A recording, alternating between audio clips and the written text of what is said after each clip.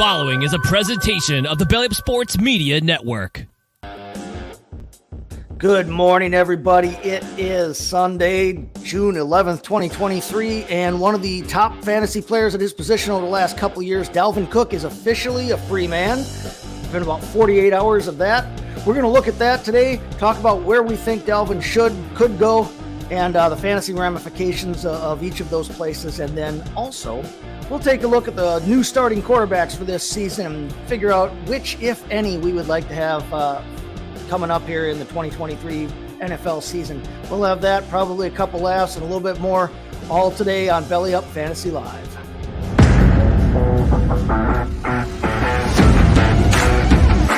Rieger getting traded to Minnesota changes nothing. 6'4" guys running 4.4s. These guys don't grow on trees. And a lot of times I'm willing to bet on, especially, long term, on the freak athlete. You don't ever want to overreact to what guys look like in preseason. There's been a ton of preseason all-stars that never make rosters or never pan out.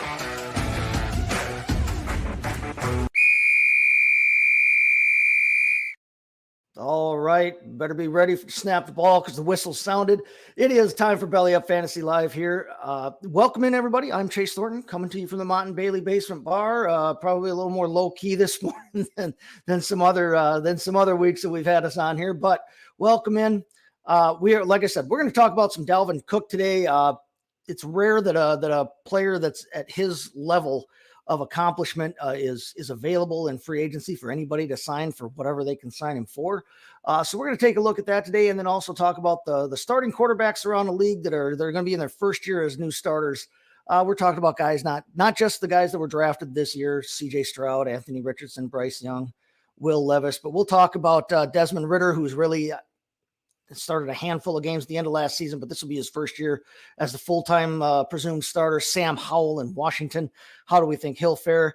And we'll talk Jordan Love up in my neck of the woods as well, since this is really going to be the first time we've seen him as a starting quarterback, regardless of the sprinkling of action that he's had over his 3-4 years in the league. But we're not going to be doing that all alone. We're going to have, as per usual, our good friend Kevin Wilson joining us from down south there. Kevin, how are we doing this morning, brother? We're doing great, and we're glad to be here, and excited to, we have some stuff to talk about right here, and so I am very wanting to get into it and see where we wind up with it. There we go.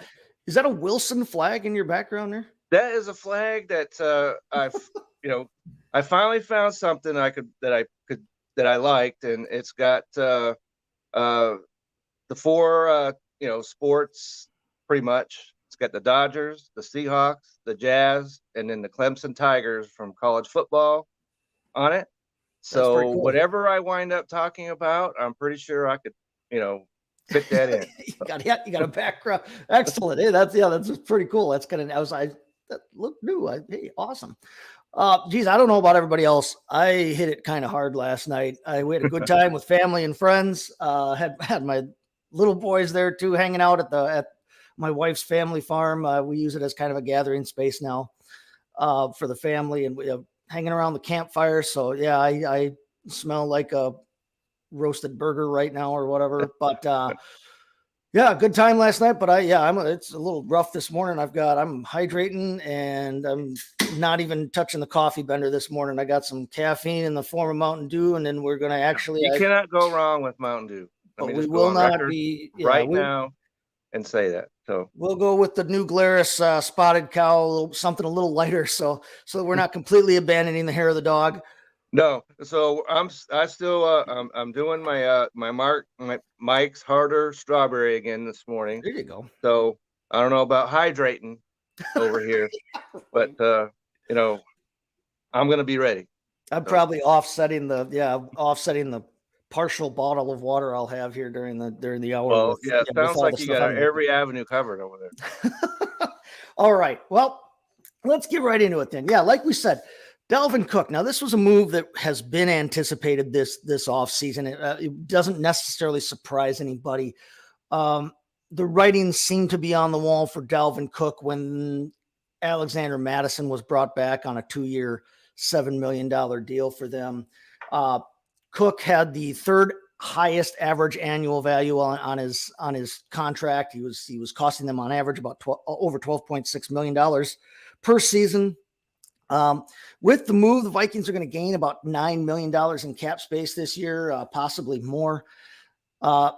Delaying it to a post June 1st release means that they can spread his signing bonus out now over the next 2 years instead of having to take all the dead cap hit at one shot. So that'll cost them about a little over $5 million in dead space this year, a little over $3 million next year. But like we said, it does free up about $9 million right off the bat. Now, he had some offset language in his contract that means that the first $2 million in salary that any other team pays him. So if he signs anywhere for over $2 million, the first $2 million of that will offset what the Vikings even owe him. So I believe that they could even gain as much as maybe like 11 million in cap space right now. But so that helps them out a little bit because they were kind of pushed up against it thanks to their quarterback situation and the fact that they're going to want to try and re-sign and extend their all-world wide receiver, Justin Jefferson. But we're talking about a guy, like we said, 27 years old. So he's approaching that running back cliff where we're a little worried about his age creeping up on him. But not so much as some of these other guys, when they hit their 29, 30, 27, he's got at least 2 more productive seasons ahead of him. At least that, to me. You bring up a good point there too. Yeah, like he's it's not a hard cliff necessarily for production, but then the other hard part of his equation to weigh here then is that he's had some injury issues in his career. He's missed time in almost year, just when you need him. He's had some injury issues, but because he's missed some games, it means that he doesn't necessarily have the full load on him that he would have had. So how do you weigh that? How do you gauge that when you're taking a look at Dalvin Cook? Right. When you hear about Dalvin Cook, when his you think tires have not seen the full load that some other players have had. Right. So how do you personally then weigh that? Stay healthy. If he can stay healthy, we know he's a fantasy star and a real football star. But how do you weigh his injury history when you're evaluating him personally and thinking about, okay, here I am, my draft slot's up. Do I take Dalvin Cook or do I look elsewhere? How do you personally look at Dalvin Cook? It depends on what might be available around him, because I've had him before. I don't have him in Dynasty, but I have had him in redraft. And I made the playoffs, and then he was not available. Just about when the fantasy playoffs comes around every single year, he has been hurt. And so I know that he can get me to the promised land pretty much because that's what he does. But also, that he probably will not be available when the chips are, in the air, whatever you want to call it. But so I might approach that with a little caution. Sure. And depending on, and I'm certainly not going to take him high as in the draft as maybe somebody else would. But if he's kind of floating around a little bit, and this is another reason why, as we've talked about, we don't do drafts in June. Exactly. Because you take Dalvin Cook, you don't know where he's going to wind up. You don't know what his situation is going to be. But later, that will come a little. I'm sure that'll be clear before the end of the week. Oh, I would, yeah. But we thought that about DeAndre Hopkins, and he's still floating around out there. So you just don't know. But so I would just see what else might be in that same area. Maybe I took a running back earlier in the draft. Maybe I don't need one quite as much. If I took a wide receiver earlier, maybe I need a running back. I would certainly do that if I was needing a running back because he's one of the top ones available. His history, like I said, I mean, we're talking about a guy who's a multiple-time Pro Bowler, Pro Bowler 4 straight seasons, I believe it is. 1,000 yards every year, that. So he's a multiple threat. He doesn't have to come off the field on third down. He can catch the ball, and he runs well when he's in space with it. He's the 3rd leading rusher in Viking team history. I mean, we're talking about a guy who we know is effective. Right. You look back, he was running back. PPR. He was running back 11 last season. He was running back 16 the year before that in only 13 games. He was running back 2 overall in 2020, running back That's 6 when in I 2019. had him. And so I was quite pleased with that. Like I said, until the playoffs came and he was hurt. Then unfortunately, Madison, I believe that same season was also hurt. So you were getting nothing out of Minnesota in the playoff. Scraping the bottom of the barrel from a team that had helped get you there with their running back situation. I talked about Madison before, and you just now brought him up again. And this has been one of the situations. This has been like the poster situation over the last several years for the handcuff strategy at running back. I'm not normally a guy that puts a ton of stock into handcuffing my top running back. I don't worry about it as much as trying to just build as much depth on the roster as I can. Right. I'll take a starter over a handcuff. Right, over a maybe. Any day of the week. Any day.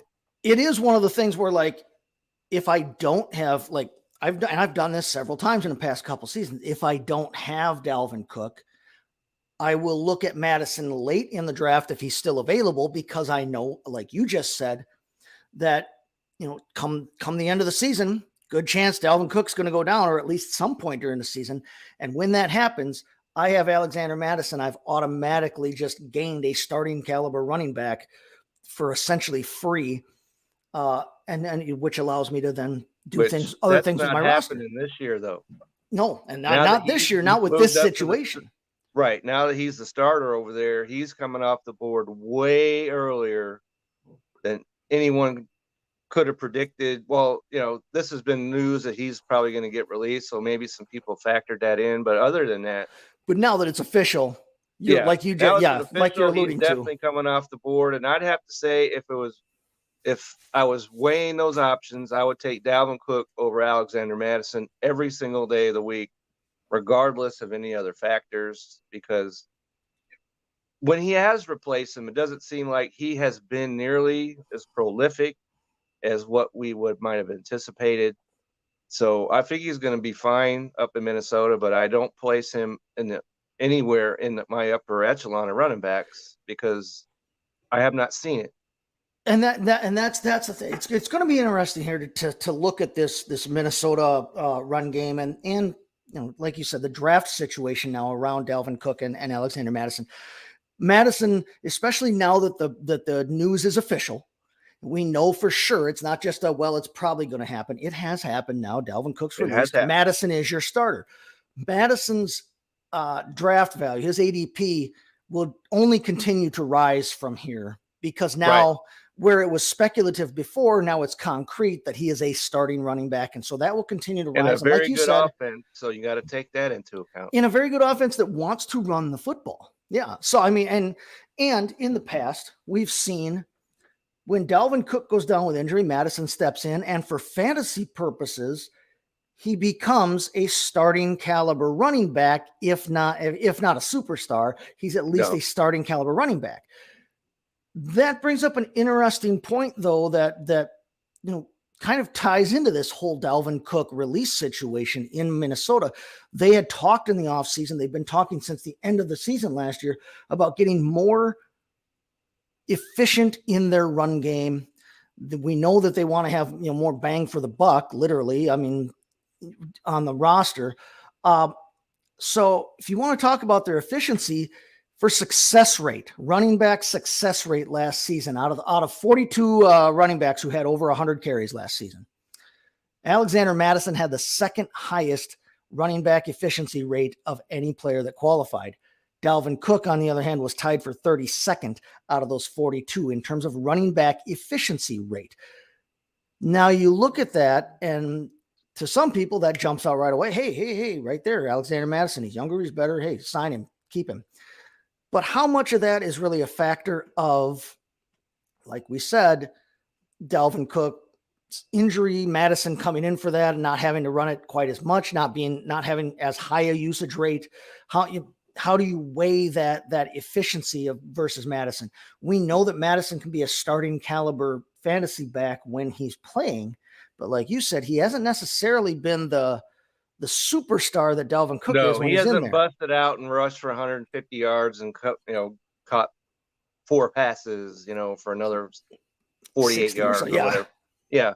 So, when you talk about efficiency and all that, it's kind of like in fantasy baseball. We can kill you to death with statistics, but I want to know about production. How many points are they scoring me every day? How many yards, and all of that. Yep. Are they actually producing? Because like I said, you maybe not so much in football, but baseball, you can kill yourself to death with statistics. And so I don't look into that as much. I don't care how efficient he is if he wasn't producing. Right. Well, a 7.3 yard per carry average is awesome for a player, but if he only ran it twice for 14 and a half yards, you didn't score any points. So his efficiency doesn't matter vis-a-vis his usage rate. And so you have to look at volume, and can Alexander Mattison continue that efficiency with now the increased volume of being the guy? We don't know that. Yeah. At all.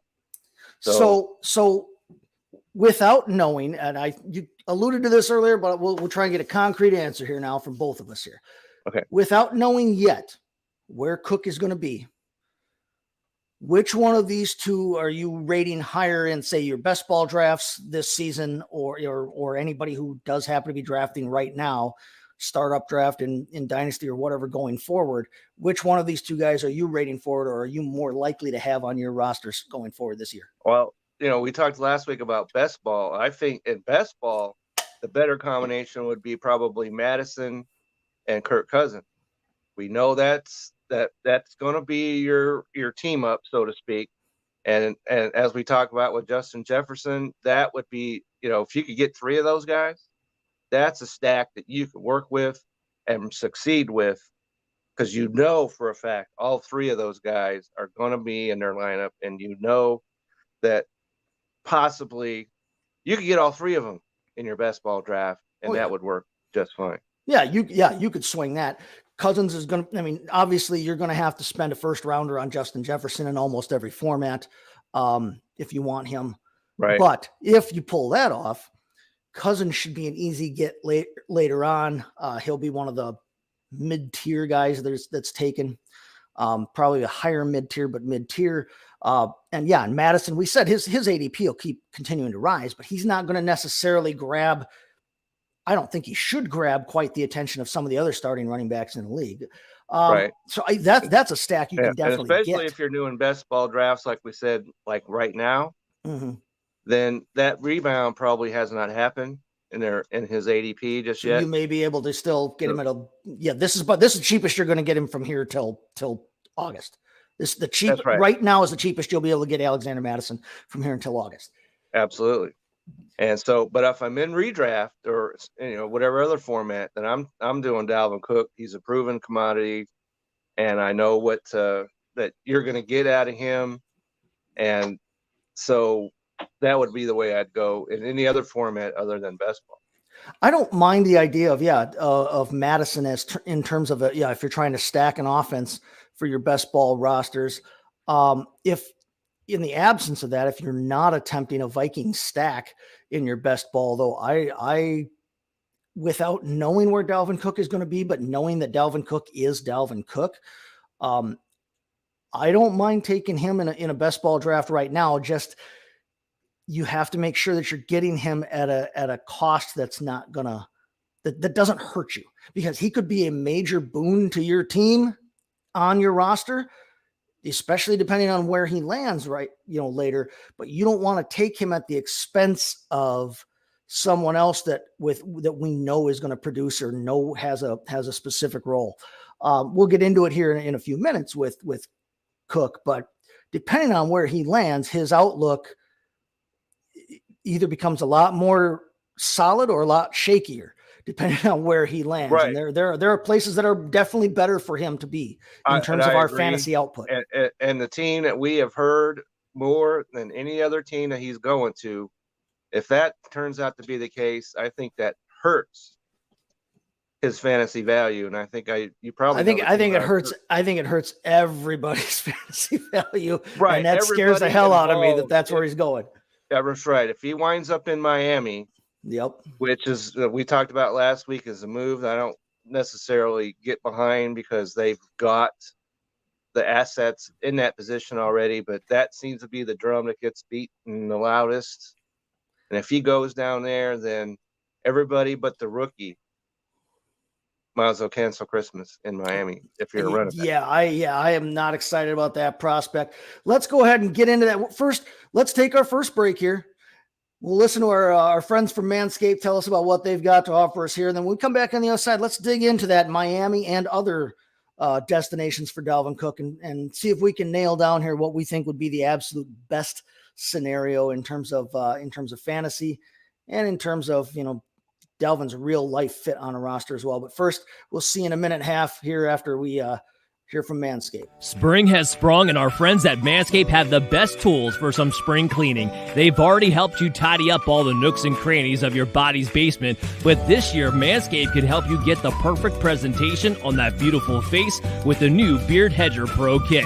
Make sure you look your best this spring by using code BELLYUP20 to get 20% off and free shipping at manscaped.com. It's time to tame your mane with the Beard Hedger Pro Kit. The sun is peeking back out, which means you'll have to show your face in the daylight again. So use the kit to make sure your scruff looks award-winning, whether you got glorious beard flow or some smooth, sleek cheeks. The kit starts off with the Beard Hedger, a waterproof cordless trimmer with a rotary wheel that gives you 20 hair cutting lengths, all with one guard. So no more messy drawers full of add-ons. It also comes with the titanium-coated T-blades that are tough on hair but smooth on your face, leading to a single-stroke efficiency that brings satisfaction one stroke at a time. The Beard Hedger is a high-tech piece of art in a travel-sized package with a long-lasting battery, universal charging, and a strong motor. So what are you waiting for? Save 20% off and free shipping when you use the promo code BELLYUP20 at manscaped.com. That's 20% off and free shipping with the promo code BELLYUP20 at manscaped.com. Focus on the face and use the Beard Hedger Pro Kit for the cleanest look in the game. All right. Thanks to the fine folks at Manscaped for that, and our good friend Dan Mayer for telling us all about it. Let's get into this now. You brought up and like you said, it's been the biggest rumor, the biggest connection that we've heard in the impending and now real life free agency of Dalvin Cook is this connection with Miami and their offense. Now Miami already has a roster jacked full of running backs, and not just jacked full of running backs, but jacked full of running backs that we have seen be fantasy relevant, not just relevant, but actually like very useful fantasy pieces in the past several seasons. Wilson, useful. Mostert, useful.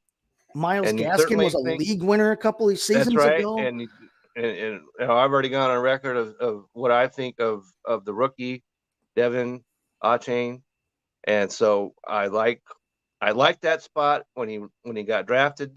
But if Dalvin Cook goes there, then all of them. I like that spot when he was drafted. I liked it for the A Train. However we're going to pronounce it in the future. I like that spot for him. But like you just said, Mostert, Wilson, Gaskin, all these guys who have been and could be starting running backs across a decent swath of the league. You want to add Dalvin Cook to that now. Of the 5 players, somebody's got to go. Yeah. Dalvin Cook's going to get released. He's the most accomplished of the 5 running backs on your team. Just can't. No, it's an interesting kind of convergence of the modern fantasy landscape and this particular roster. We've seen the devaluing of the position at running back. I mean, it's rare that a guy who has been this successful at his position, is one of the top players in the league at his position, is not just like available, but he's available and almost like nobody's jumped on it. Like we said with the DeAndre Hopkins situation. But I mean, it's a mirror of, or it's a reflection of the fact that the running back position has been so devalued. Normally, if a 4 straight Pro Bowler, one of the top in the entire league, outside linebacker became available, people jump on that at 27 years old. Right. People would jump all over that. If this was a cornerback who had been a Pro Bowler for 4 straight seasons and was 27 years old, people Think of would if he was a jump all over quarterback that. and 27 years old and a 4-time Yeah. Pro Bowler. But because he's a running back, he gets this real lukewarm reception across the league. It's big on Sports Center. It's big on our kinds of, medias. But in the landscape of the league, it's okay. He's out great. He's out there. Great. I got a 22-year-old kid that I don't know anything about. Haven't ever seen him take a snap in the NFL, but I'll roll with that. I'll take my chances there. And that's fine. And we understand kind of why that is, but it's just, it's a fascinating look at how the league has really devalued the position. 15 years ago, playing fantasy football, if a guy like this became available, he wouldn't have lasted very long. And I mean, this would have been gigantic news. But yeah, if he signs with Miami, 5 running backs right there who all have value. Someone has to go. Now, somebody has to go, had value. But where then? I mean, who do you cut off of that roster then? And right. B, does that guy catch on anywhere? If Myles Gaskin is cut loose, it's going to be tough for him to find a position. Do you see anybody picking? Exactly. No, I don't. Leonard Fournette and Ezekiel Elliott can't get They're signed. still out there, and they've been on the market for months now. Yeah. If Ezekiel Elliott and Leonard Fournette and Dalvin Cook can't get signed, Myles Gaskin doesn't stand a chance. And I love Myles Gaskin. So, when it comes to Zeke and Fournette, they're not signing anywhere until this Dalvin Cook thing is salvaged. I would agree with that. I think that's nobody's going to sign either one of those two guys if there's even a remotest chance they could get Dalvin Cook. I think of the three. Now that he's available, he's got to be the first domino at this point in their careers. I think Cook is the most valuable, versatile piece. Elliott's skill set has definitely taken a step back, even though he too, and I mentioned it last week, and I'll mention it again. He too can be a 3-down. He's not an automatic off the field on 3rd down guy. That's been part of his value all career. He's not automatic. He's not the kind of guy that you necessarily want to now leave on the field 3 downs, but you can. Leonard Fournette, they threw to him a little bit more too in Tampa Bay, but Leonard Fournette, they found out he can't run the football. Yeah, he looks like an early down back. Cook looks like the most versatile, most valuable of the 3 parts. Absolutely. So, all the running backs that are out there, you might as well just don't answer the phone because it's not going to be for you, probably for your wife. They're trying to get a hold of you about your car insurance or something. Yeah. Right. So until Dalvin Cook signs, those guys are frozen.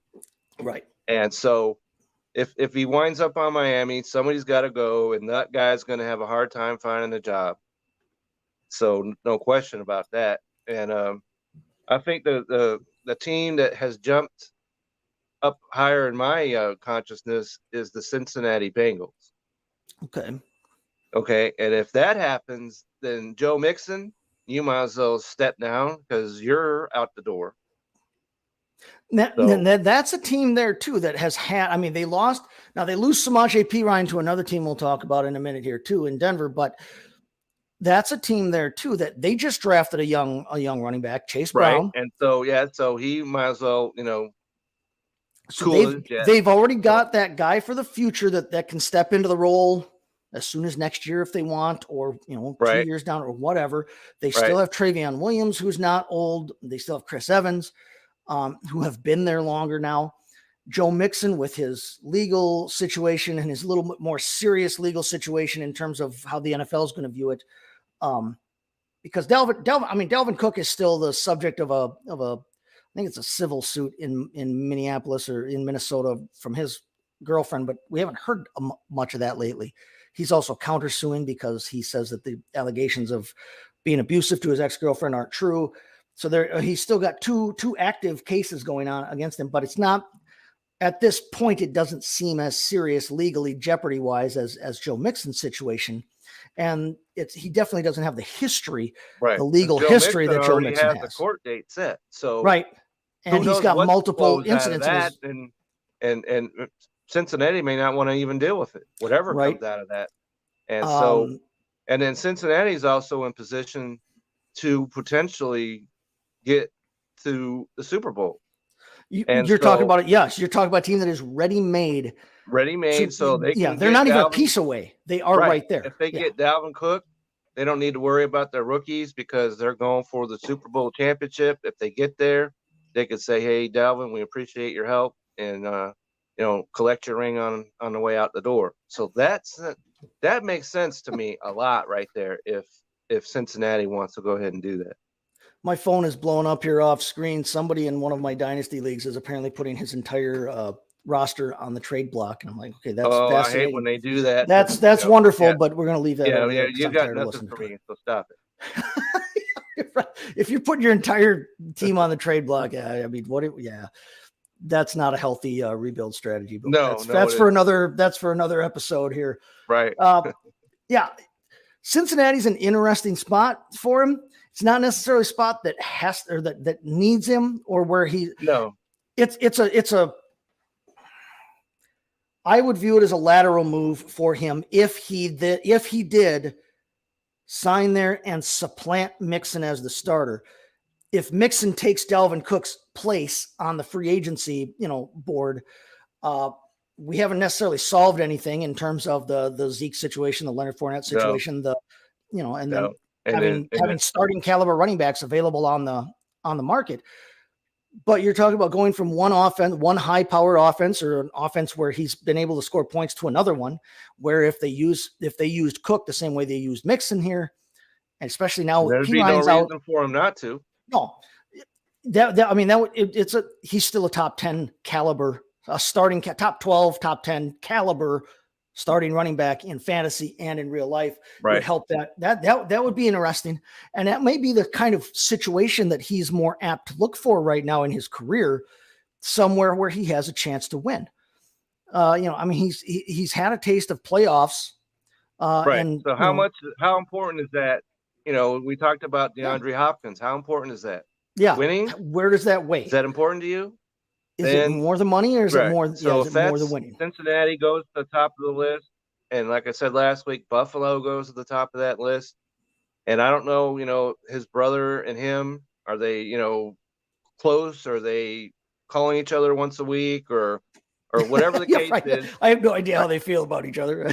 I assume if it's the solid brother relationship, he could go up there, and then Buffalo's got no problems at running back. How interesting a situation would that be? That's different. That's different than Derek and TJ Watt playing together in Pittsburgh across the line from each other, which is its own special kind of fun when you're talking about a guy who's a linebacker on the defense going up against a fullback on the offense. There's times when they're clanging into each other, in practice, but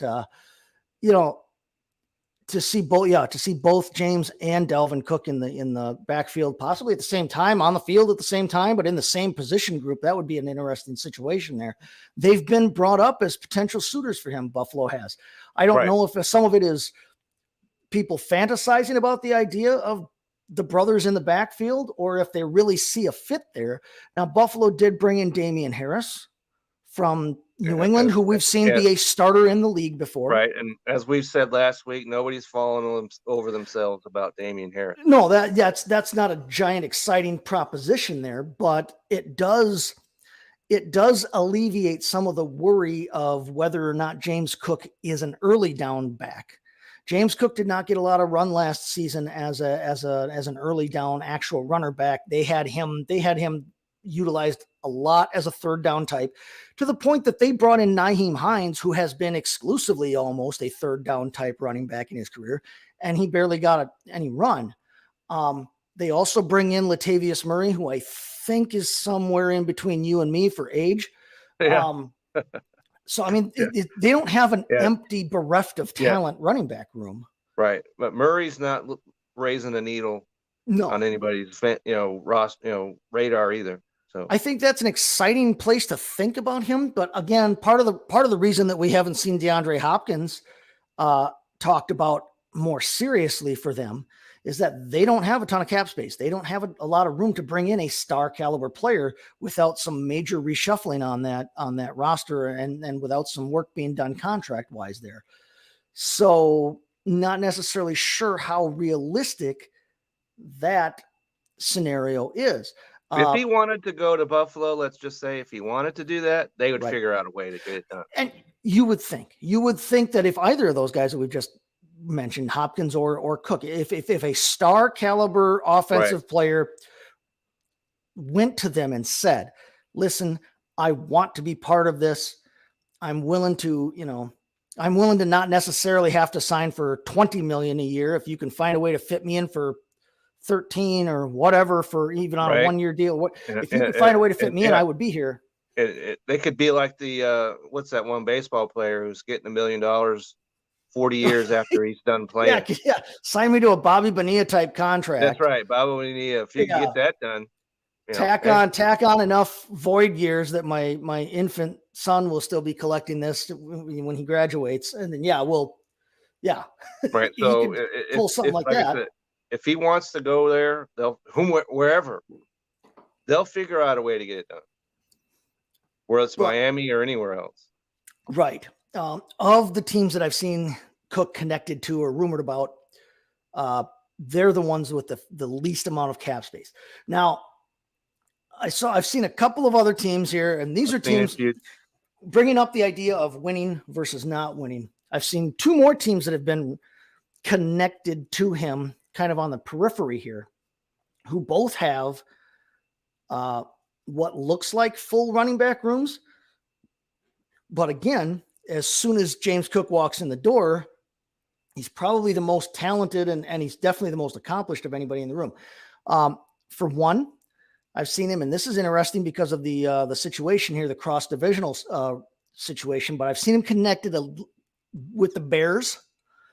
Now, the Bears bring in D'Onta Foreman. They looked like they were finally going to give Khalil Herbert the reins of the backfield. Another team that's got 27 running backs. They just drafted Roshan Johnson, who is a big darling in the fantasy community right now.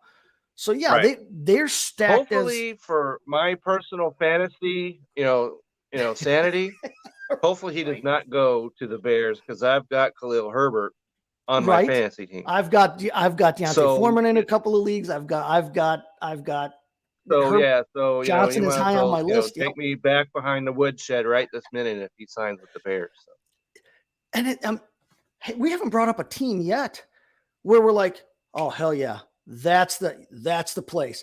And it's you know what though, it's kind of the same thing we saw in the draft. There was not a single running back outside, even with Bijan Robinson going to Atlanta. There was not a single running back that went in the draft this year to a situation where we were like, yes, right. We've got another fantasy starter, or we've got a great situation. We know Bijan's in a great situation in Atlanta, but it means he's taking away Tyler Algier from all of us that we just discovered last season. Right. We know that many people have on their team who, like I said, you might as well dive off the high dive into a pool with no water if you have him on your fantasy team. Charbonnet going to Seattle with Kenneth Walker. I mean, the list goes on and on and on and on. And Johnson going to Chicago is one that people like, but Khalil Herbert and D'Onta Foreman are there. There's not a single situation right now where you can look at. It doesn't feel like there's a situation right now where you can add in a good running back and it doesn't necessarily muddy the waters fantasy wise right now. But the only team I could come up with possibly is the Denver Broncos. Right. And that all depends on their health situation. Right. And that I've already heard that I've seen that they've taken themselves already out of the running. Right. For him. And so of all the teams we talked about, him going there is probably the best fit of any of them to me. They were connected right away because of the Javonte Williams injury last season. Right. They were connected right away with almost any running back who was in the rumor mill. But we've seen Javonte Williams already participating a little bit in the OTAs. Right. We talked about that a couple weeks ago or whenever that was. We're still not sure how much of him we'll see and when. Maybe he's a crazy Adrian Peterson type who can heal Wolverine style. just by thinking about it. But he shredded that knee on That's multiple levels last season. It was not just a Shredded simple it. one Yeah, thing. that's right. Boom. Shredded it from the top of his thigh to the bottom of his ankle, I think. So how soon and how effective will we see Javonte Williams? Nobody's really sure yet. No, They do bring in Samaje Perine. Right. And which I like him in that scenario over there. And if I had a chance to draft Perine at some point, I'm going to do that. He could be real, especially early in the season if they don't pick up another running back. Provided, of course, that they don't get Dalvin Cook. Look who he's playing for. Remember, everybody, we have a new sheriff in town, a new head coach in town in Denver, and it's Sean Payton.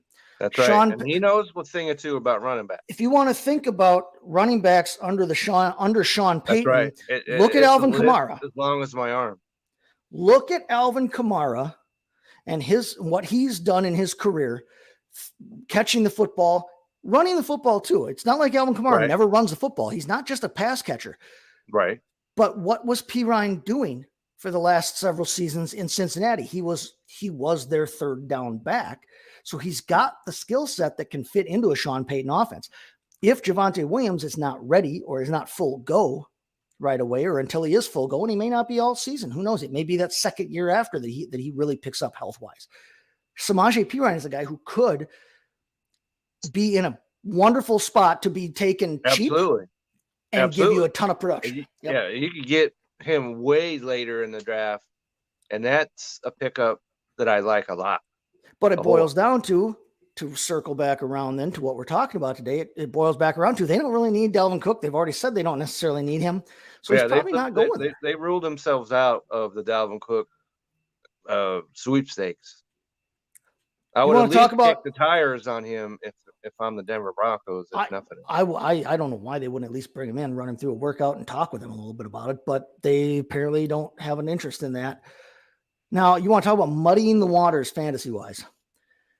I have seen him connected to the San Francisco 49ers with Christian McCaffrey, possibly the only running back who's been consistently above Dalvin Cook over the course of their two careers. Eli Mitchell, who, again, like we said a couple years ago, was like a league winner type because of coming out of nowhere. Jordan Mason, who they just drafted, Tyrion Davis-Price, who they drafted last season. So there's another stacked running back room. Plus they've got Deebo Samuel, who acts as a running back, that's right. So that of the time makes zero sense to me. Zero. Right. Like I look at that and I'm like, again, it's not the kind of situation I want to see him in as a fantasy manager and as a fantasy football analyst. But from a real life win now versus money situation, that's another team like Buffalo, like Miami, that's set up to compete, and where he would have maybe a better chance of winning. I don't see it as a realistic possibility, though. Somewhere else in that same division that I've also seen him connected to is a place that has the cap space to bring him in, possibly. But the situation is absolutely terrible from a winning standpoint, and that's in Arizona, where they've got James Conner. Yeah, I saw that just before we came on here. That being a possible, because Arizona needs everything. They've got James Conner, they've got Keontae Ingram, they've got Corey Clement, who has never really amounted to much, and they've got Tyson Williams, who had like a 12-second burst of fantasy relevancy with the Ravens. Dalvin Cook walks in that room, he's automatically the best guy in the room. James Conner is a guy who can do all three, who can be on the field for 3 downs, but another guy who's had a giant injury history. Maybe the two of them trading off carries in that backfield keeps them both healthy all year. Why in the world, if you're Dalvin Cook, would you want to do that? Why would anybody? You might as well. You're as far away from going to the Super Bowl as if you were playing in, let's say, for Honolulu's high school team. Arizona feels like one of those places where you sign if you're trying to stay in the league right now. Right, as we talked about with our quarterbacks from last week. Right. If you're Dalvin Cook, you want nothing to do with that. No. You want nothing to do with the Houston Texans. You want nothing to do with that. So when we look at this, let's put a bow on this whole thing then. I mean, I think we both agree that Dalvin Cook still has it in him for another year or two. Absolutely. To at least, not just help a real life team, but to help your fantasy That's right. team. Your fantasy team will be, he'll be an asset. Absolutely. You'll be smiling. Yep. And like I said, until the playoffs come, if you have Dalvin Cook on your fantasy roster some way, whatever league type you're in, you'll be happy to have him on your roster. Of these teams we've talked about, of these situations that we have discussed and generally been less than pleased with, where do you want to see him, and do you think he'll have the best chance at stardom, not just relevancy?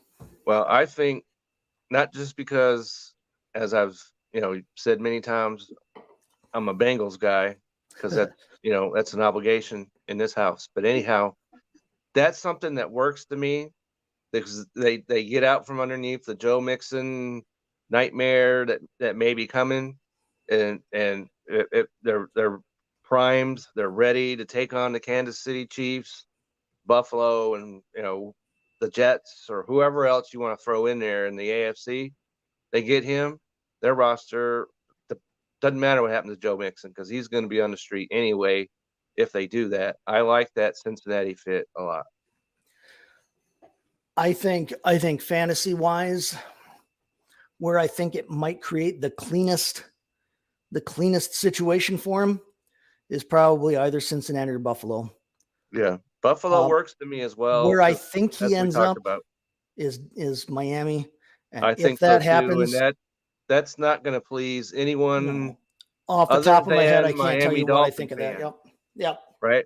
It's not going to please anyone that's involved in fantasy football because right? It muddies everything up.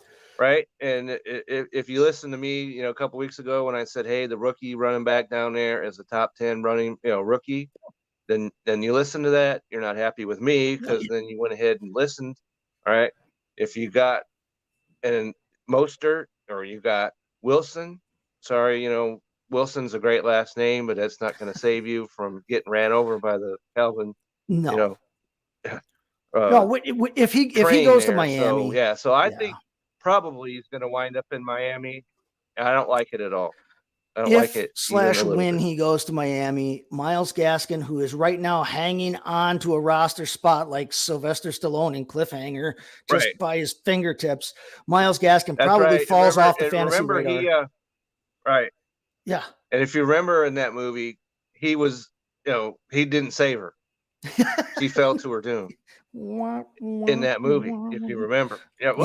So that's exactly, Myles Gaskin probably ends up in the crevasse. Gaskin is plunging towards the bottom of the gorge. Yeah.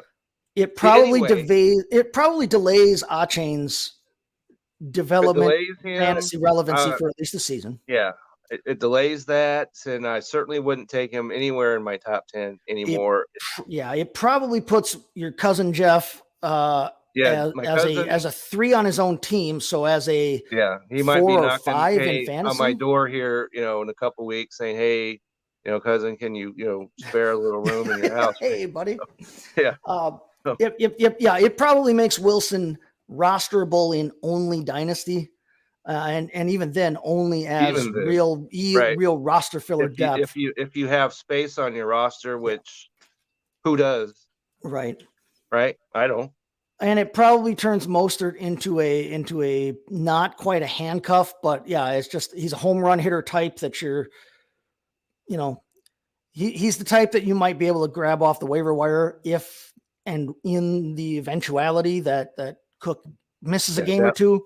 That's right. Then Mostert is your pickup. He's your DFS play that week, whatever. But that's probably what happens there. All right, let's real quick. Let's listen to our second ad read here. Listen to our friends tell us about SeatGeek. And then on the other side, let's just real quick touch on these starting quarterback situations, these new starting quarterback situations, and see if you and I can come up with a consensus on who we think is going to be the best one for our fantasy rosters this coming season before we move on here. Hey everyone, it's Ryan from No Credentials Required to talk to you about one of our newest partners at Belly Up Sports, SeatGeek. Yeah, live sports is great on television, but the feeling of being at the arena is a priceless experience. That's why our friends at SeatGeek are there to help you find the best tickets at the best prices. Not only can you get tickets to sporting events, but you can also get tickets to concerts, comedy shows, musicals, and more. Search for your desired event now at SeatGeek.com, enter promo code BellyUpSports at checkout, and you save $20 off your first purchase. SeatGeek. Life's an event. We have the tickets. SeatGeek has the tickets. Get out there and live life. All right. So the first year starting quarterbacks in the league, we've got kind of two groups here. We've got the guys who have been in the league, and then we've got the guys who were drafted this season. So let's look at them in those two contexts first, and then we'll kind of maybe debate the winners of each half of the bracket, shall we say. Okay. So in terms of guys who have been in the league, but this is going to be their first year as the starter. And I'm not just talking about guys who are I'm not talking about guys who are first year starters in new places. I'm not talking about guys like Derek Carr, who's been playing since 1973 and is in a new place. I'm not talking about Aaron Rodgers. I'm not talking about Jimmy Garoppolo. We're not talking about those types. I'm talking about basically three guys. I'm talking about Jordan Love in Green Bay, who has been in the league now for 3-4 years, and this will be his first year as the starter, not just an emergency one-off game, but the starter.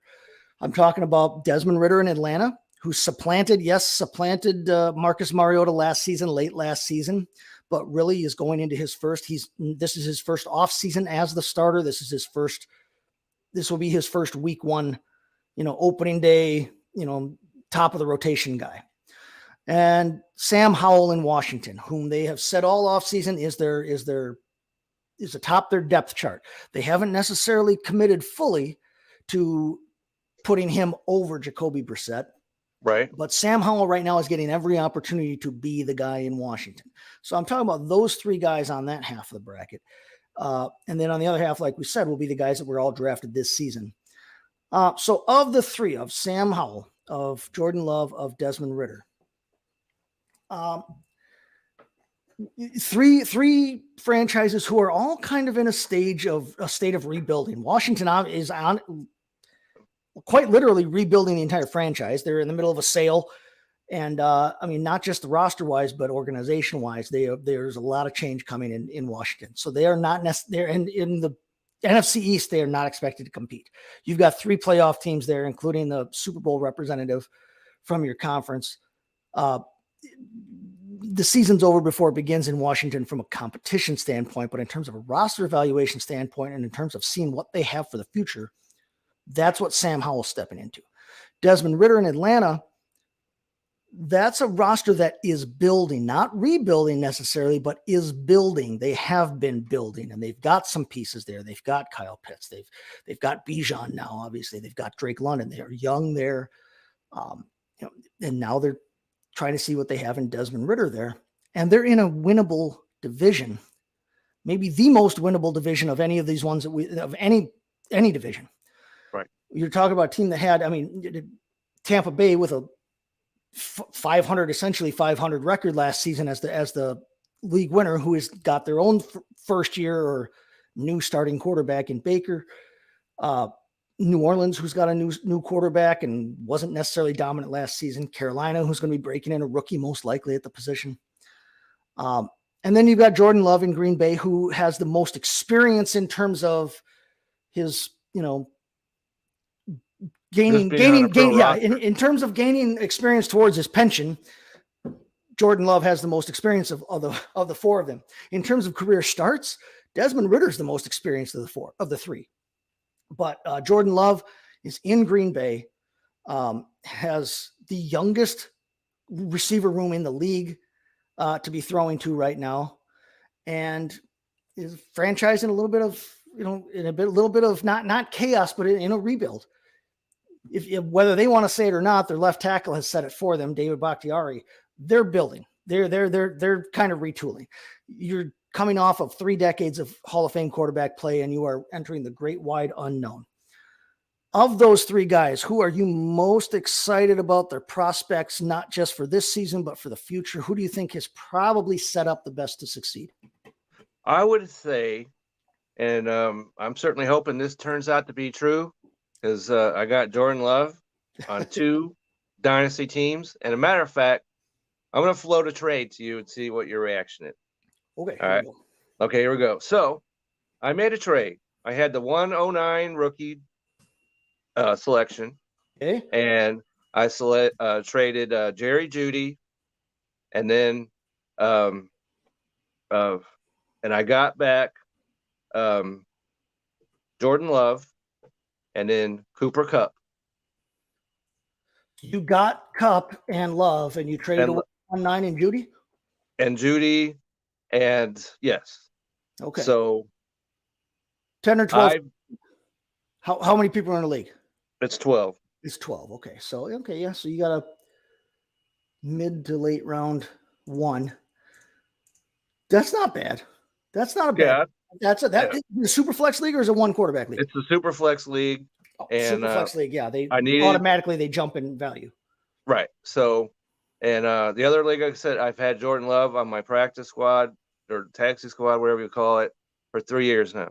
Right. And so now he's moved up into my roster. So, I've had him as roster filler on 2 different dynasty leagues. One where I had Rodgers and traded Rodgers away in this offseason. So now I'm great. I've got a starter.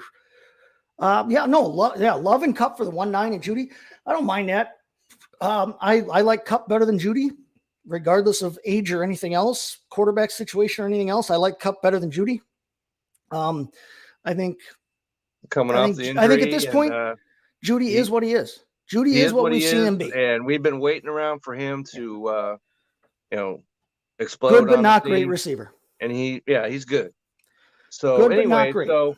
So my answer is, I think Jordan Love, he steps into the position. Like you said, they got a young receiver room, but that they've got receivers that you have to like.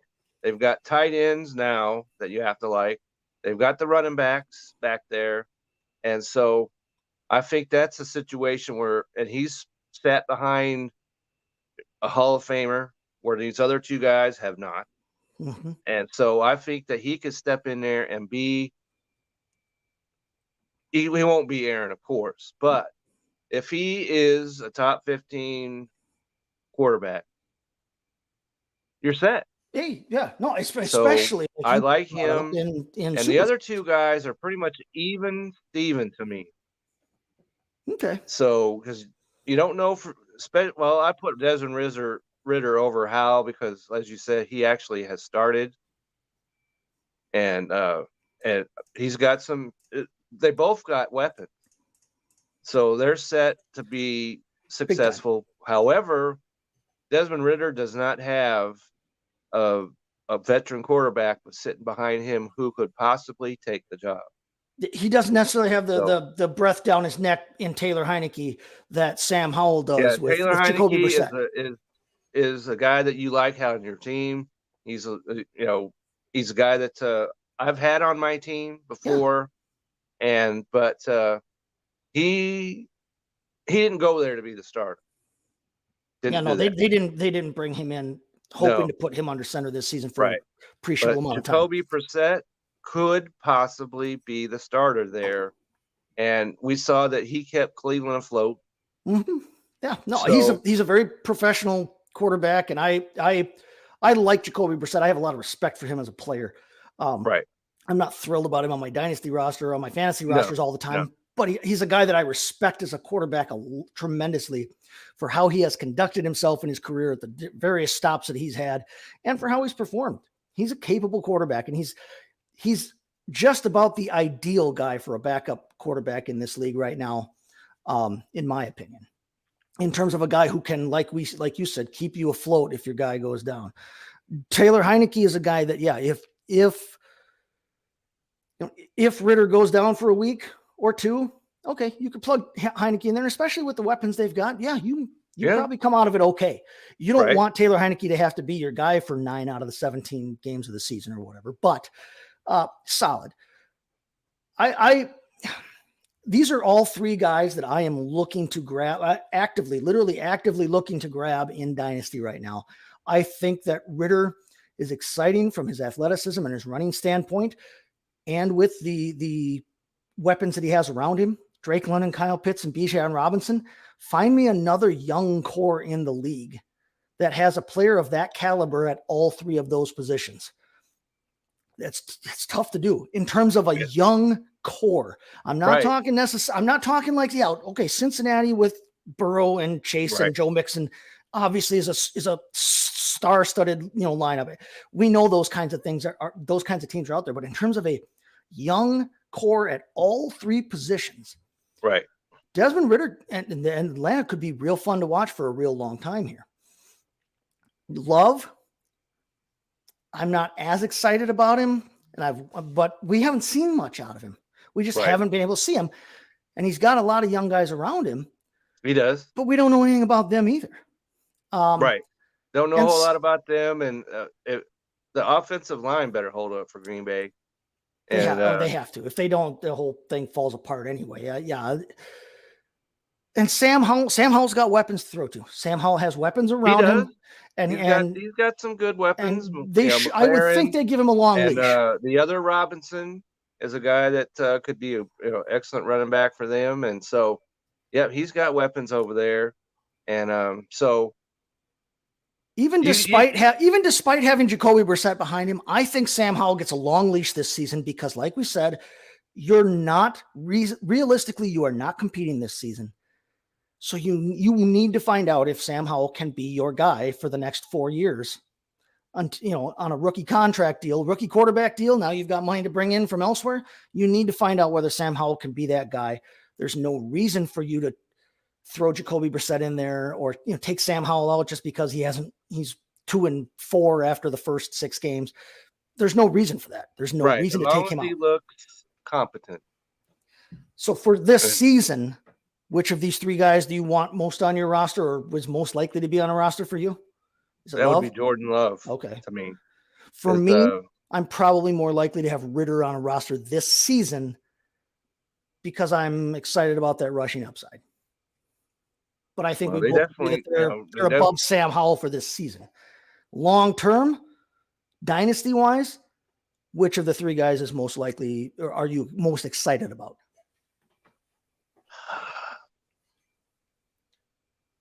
They're all 3 pretty much neck and neck.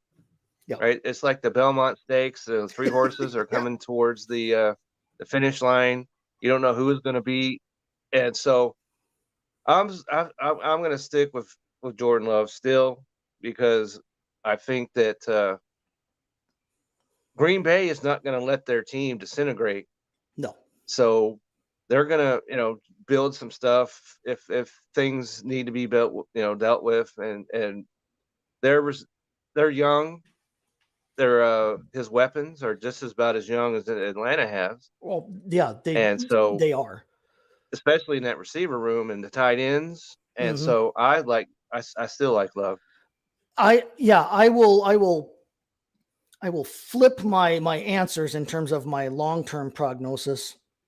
And I will say, I agree with you that Jordan Love is the one who I have the most optimism for long-term on my dynasty roster because he can grow with this young receiver core.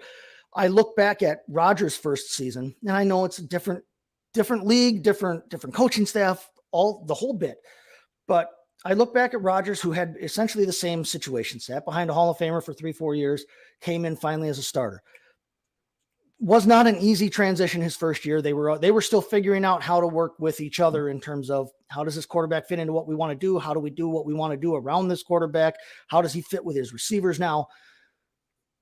But once he figured it out, Aaron took off. Well, I think the same thing could be possible with Jordan Love. And we may see it a little earlier because he's been throwing to these young guys, right? Now and he gets to grow with them. Right. Because Aaron, as we know, wasn't interested in want throwing the football to the youngsters down. Didn't look their way and wasn't barbecuing with them and everything else. Exactly. Right. But so for the short term, the reason I like Ridder more is because I think he may have more of he started more games than the other 2 guys.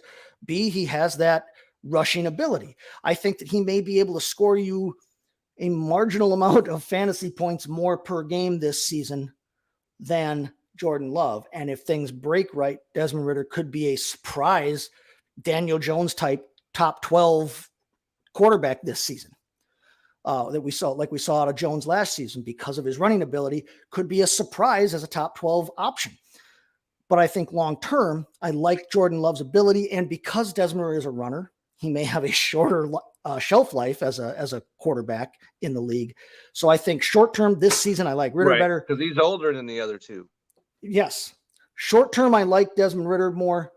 Dynasty-wise, I like Love more. But they're literally all three, including Howell, three guys that I am actively pursuing in my Superflex Dynasty rosters. So let's look at the rookie side of things now. The rookie side of things real quick. We've talked about these guys at length. Right. So we're talking about first-year starting quarterbacks. So we are assuming, and it's not a given yet, but we are assuming that all three of Bryce Young in Carolina, Anthony Richardson in Indianapolis, and CJ Stroud in Houston, we are assuming those three are the starters for their teams this season. Now, Bryce Young does have Andy Dalton to learn from and behind him and to compete with him. Anthony Richardson does have Gardner Minshew behind him and to guide him and to compete with him.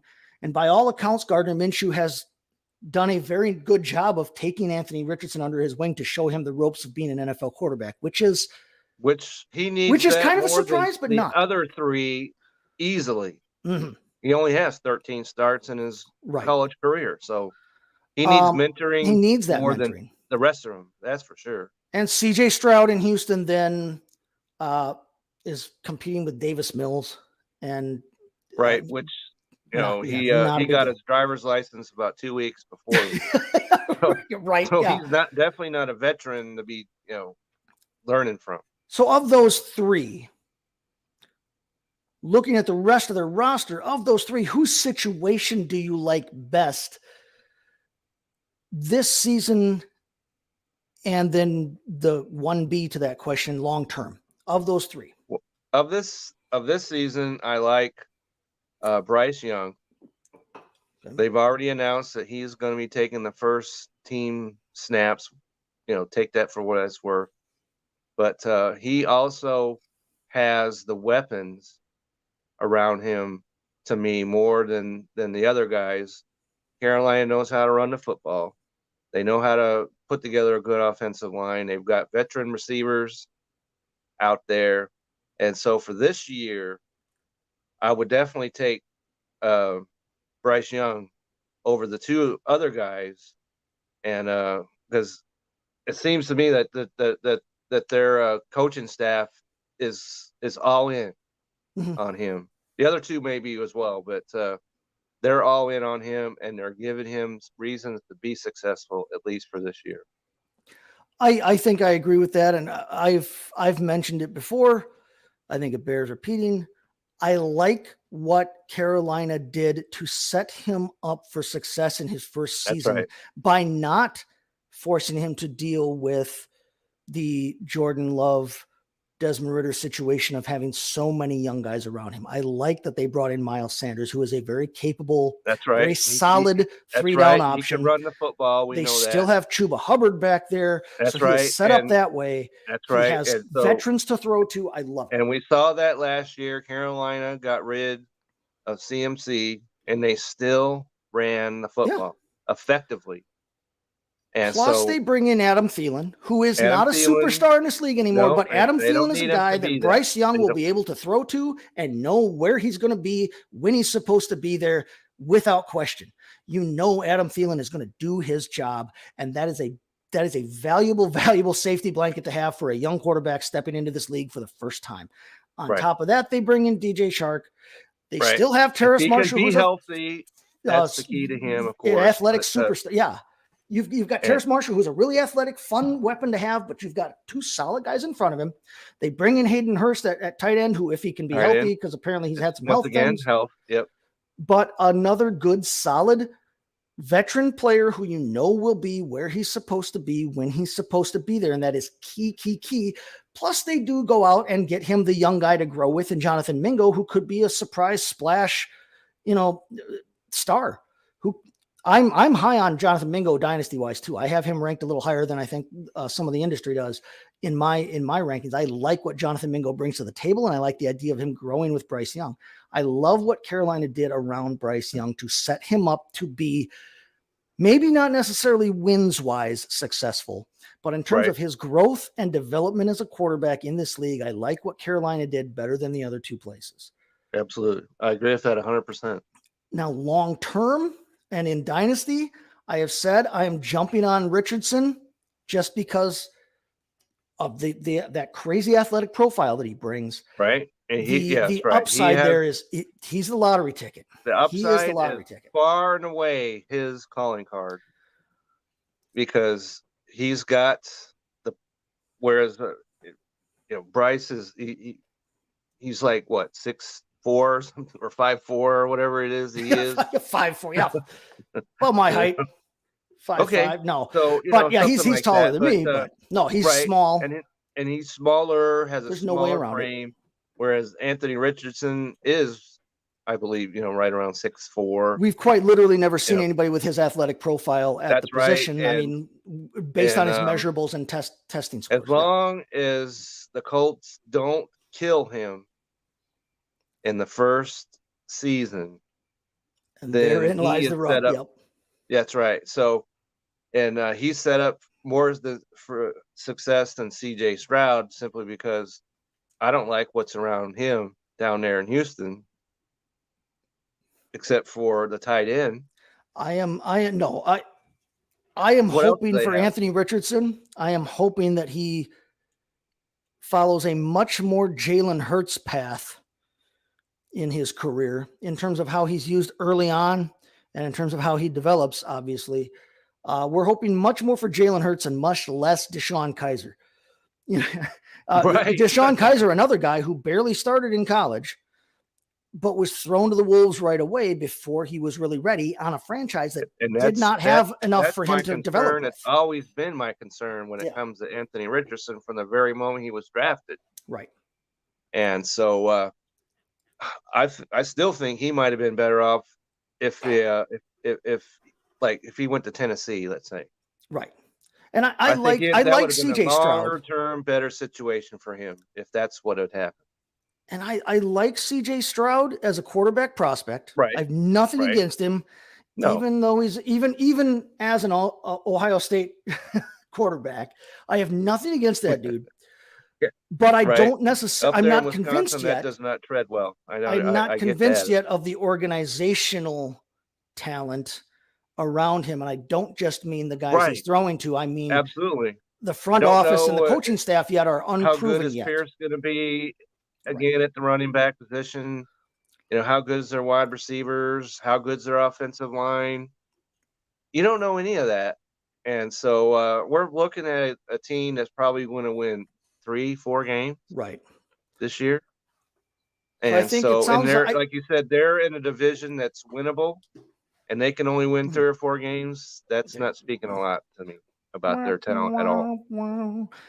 That division is Trevor Lawrence's for the next several years. Absolutely. All he has to do is just show up and sit back in his armchair and throw a couple passes, and Jacksonville throw it up and hope the gambler runs and grabs it, or Christian Kirk or somebody else. Yeah, Jacksonville, they're winning that division. That's the Jaguars division for a couple of years. Yeah, here. So if you're going to Vegas, don't bet against Jacksonville winning that division.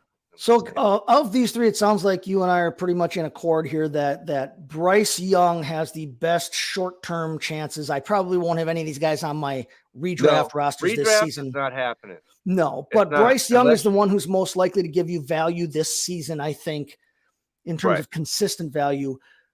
Long-term, I still like consistency wise, I still really like Bryce Young. I still probably think he has the most consistent or easy to track career, maybe the longest career of the three. But again, I am more willing right now to take the chance if he's there at my draft slot. I'm more willing to take the shot with Richardson because of the high upside. It's the difference between buying the $1 scratch off lottery ticket where the win rate is much higher versus the $20 scratch off ticket where you can win a lot more money, but you're probably winning a lot fewer times. That's the difference between the two there. CJ Stroud, I still think is worth taking in the top 5 of a super flex dynasty draft, but I don't necessarily like his prospects as much short-term or long-term as either of the other two guys. The one wild card we haven't brought up, you kind of mentioned the organization just 2 seconds ago. Will Levis, he's behind Ryan Tannehill. He's probably ahead maybe of Malik Willis, and probably should be ahead of Malik Willis, who was drafted last season. Yeah, I could show up there at their camp and be ahead of Malik Willis. So if he's not ahead of him, then that's really bad. Right. Does Will Levis see the field this season as the starter at some point? I don't think he does. Okay. You say no. I say does, and if he does, then Tennessee is in trouble. Yeah. I would say that if he does, it's because they are far enough behind Jacksonville, they're not going to catch Jacksonville. If they're close enough to be kind of like where they were last season, where it was neck and neck all season, if they're close enough, I think you stay with the veteran Tannehill and try to make as much as you can while you still have him.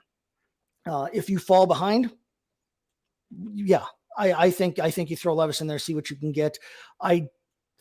I don't know that they closed the book on Malik Willis based on what they saw last season, but it sure seems like when they were so willing to draft Will Levis that the Malik Willis is probably not in the long-term plans for them. No, you don't take a quarterback and then the next year take another quarterback if you are satisfied with said quarterback. I am very interested in Will Levis in the back half of the first round of dynasty drafts, of rookie drafts. As a matter of fact, the 109 that I traded, he took Will Levis with that pick. And that's about where I think he should be going. I think he should be going in that 9, 10, 11 range right now. And I am interested in him there if I'm in especially in a super flex format. I don't think Will Levis, turns into the second coming of Aaron Rodgers or anybody like that. But I also don't think he's the second coming of Brady Quinn, where he looks like a Greek god, but can't play some football. I'm not necessarily crazy at this point about the weapons around him. We'll see what they have for the future. But especially at wide receiver, right? They need to find Treylon Burks as your top wide receiver. That's not good. I am interested, and this is a little bit of a digression here before we sign off here. But I am interested to see what Kyle Phillips can do this season if he's healthy. He looked good in a limited burst last season. He looked like he might have been a nice lower round find for them. But yeah, I'm not. Their wide receiver room is not blowing the doors off of anybody right now. So Will Levis, long term, I think he's worth a shot in Dynasty. I don't think you're getting any value out of him this season. I'm not going to bet on him this season in terms of even on a DFS, even if he takes over week 5 or whatever. I'm probably not throwing Will Levis in any lineup this season, but no. I do like him. He's a bigger gamble, I think, long term than CJ Stroud is. But I think that they probably return similar value long term. I think Stroud has an opportunity to produce more long term. But I think situationally, I think Stroud and Levis probably end up returning you the same value by the end of their careers, and you can get Levis for a little bit cheaper. We'll circle back around to that in about 5 years when I'm either proven Nostradamus or completely wrong. For me, if I don't get any of those guys in the first round then, as a matter of fact, I picked up a guy that I like kind of going forward, and that's Stetson Bennett down there over there in LA. He's in a situation where he could start sooner rather than later. That's right. And he can be a starter year 2. Doesn't start sooner than later, then he's got a guy in front of him who's a couple weeks from drawing his Social Security. Exactly.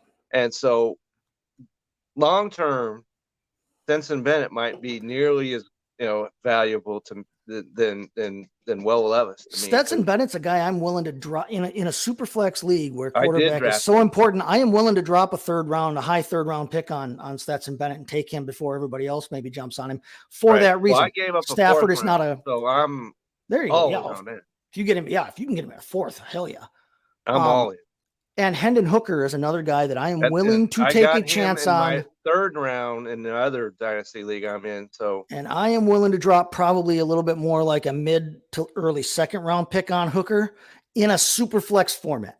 If it's one quarterback, let Hooker sit for a while. But in a super flex where quarterback is the be all end all of things, if you have an opportunity to get an athletic guy who has a chance, not now, but maybe in 2 years, and we're dynasty format, we're looking in that that's 3-year right. window. Dynasty is where you're I think he's your a lot, guy I'm willing to take a jump on. All right. You know, you got your dice and you're trying to roll, at some point you got to figure you're gonna get snake eye. All right. So there you have it. Last week we brought up the fact that you and I were in a heated battle. It ended up being a little closer than it could have been. In our fantasy baseball league, you took the victory there. I gave you the kudos on Twitter, but I'll give them here to you as well. And I will. I think that take the bow. You're blowing the doors off of whoever you're playing this week, though. I am this week. Yeah, I'm playing. I'm playing the team that right now is in third or fourth place, I believe, right now. And yeah, I've had another good year, or another good week, I should say. But things aren't quite shaking out in front of me the way I necessarily want them to. But it does look like I may get back on the winning path here this week. But I'm like I said, I want to step out here. I want to give you your props for winning the battle last week. So congratulations to you on that. And it looks like you're going to probably snag another win this week and stay right there at the top of the league. Nick Macaronis this week. Yep. And I'm going to be taking him down. And that sets up the big battle challenge next week, because I am taking on Mr. Dale Stover, who has not lost. Dale has not lost and will not lose this week. And you've got one loss on your and he's the team that beat me. So that should be interesting to see. So we'll keep an eye on that, and we'll give you keep your eyes on the Sports Stove League. There you go. A league, right? That'll probably be on the front page of the USA Today sports section. USA Today, Dale Stover, Kevin Wilson, latest results. So you might want to definitely pay attention to that. All right. So why don't you go ahead and tell us what we can expect from you, where we can find you real quick before we sign off here. Well, always on Twitter, Kevin62 WILSDA, and I actually had 2 articles come out this past week, and one of the deep finds of summer and starting pitching, and then I put out an article because I came across somebody who was less than 10% owned, who had an outstanding matchup going on this week. And I'm talking about AJ Smith Sauver. I guess that's how you pronounce his last name, of the Atlanta Braves. And I wrote an article about him, and he actually made his starting debut Friday, pitched very well for them. And if you know anything about the Braves, they know how to put starting pitching together. So yeah, they do. He is the guy that was really available. I don't know if that's the case anymore and there was actually a guy who said to me, "Hey, why are you shining a spotlight on this guy? I wanted to get him." Leave him low. leave him low. But oh well. So anyway, and there's a guy. He's a guy who has some possible extended value here with Fried, right, and with Kyle Wright, both on the 60-day DL. Just so you know, he's facing the Detroit Tigers this week, and so matchup. that sets. He faced Washington, jump on that, and then Detroit. That's about as soft a landing spot as you could possibly get coming into the league. First major league start. Not bad. If you check, and one guy was telling me on Fantrax that he was at 65% owned. I'm like, well, sorry, I can't do anything with you about that. Yeah, because he was 8.5% owned on ESPN. So those 2 articles are out there right now, and of course tonight, 8 p.m. Eastern. Vince and I will be back on the Sports Stove Baseball Fantasy Show, and we're going to be talking about, of course, ads and drops and things like that. We're also going to be talking about some players who we think that are stars, per se, who you might want to be looking to sell high on. So that's something to look forward to. And we talked about the AL East last week. We'll talk about the NL East this week. So you definitely want to check that out. All right, jump on that, everybody. Like always, find me at STT Chase FFB there on the Twitter machine. Check out, like I said, my rankings are up over at for Dynasty for rookie rankings right now. I've got up over at bellyupfantasysports.com. You can check out all the other great content we've got going on over there. Not just fantasy football, but like Kevin said, baseball as well. And betting tips, everything else. So get over there and check it out. One programming note real quick. We will not be here next Sunday. We're going to take next Sunday off. We'll return the following Sunday, such as it is, but we're going to be taking next week off. So a preemptive happy Father's Day to all everybody the have a there. Great 2 weeks. And so we won't be on next week. So I guess happy Martin Luther King Day is a week from Monday, I suppose. There we go. So happy everything that we won't see you for the next 2 weeks. Happy June, happy summer. So there you go. But if you tune in next week at this time, you'll be watching something else because we're going to take the week off. We just wanted to put that out there, make sure everybody is aware of that. But until then, good luck to everybody. If you're doing your rookie drafts, you're doing your whatever drafts, best ball dynasty, we're going to tell you good luck on that. Slanjava, and we will see you in 2 weeks. All right.